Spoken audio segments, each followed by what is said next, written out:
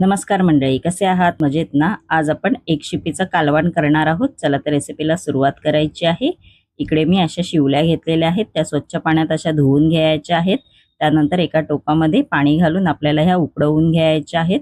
आपल्या शिवल्या उकडलेल्या आहेत. त्यानंतर असे एक शिपी काढून घ्यायची आहे, बघू शकता तुम्ही.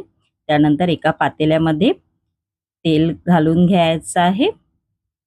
त्यानंतर कांदा, टोमॅटो आणि लसूण असे मी बारीक चिरून घेतलेले आहे, बघू शकता तुम्ही.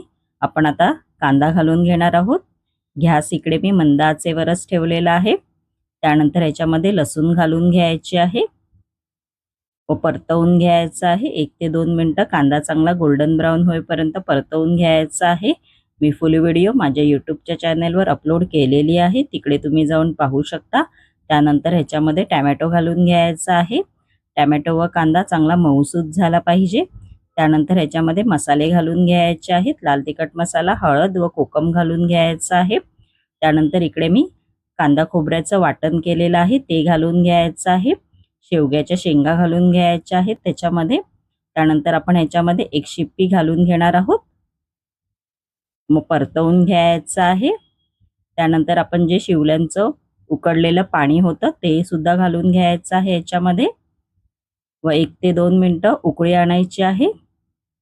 उकळी आली की समजायचं आपलं कालवण चांगलं शिजलेलं आहे. असं झाकण मारून उकळी आणून द्यायची आहे. चला तर बघूया आपलं कालवण शिजलं आहे की नाही ते. मस्तपैकी वास आलेला आहे, मस्त टेस्टी असे एक शिपीचं कालवण नक्की तुम्ही घरी करून पहा. माझी ही रेसिपी जर आवडली असेल तर नक्की माझ्या चॅनलला लाईक, शेअर अँड सबस्क्राईब करायला विसरू नका. धन्यवाद.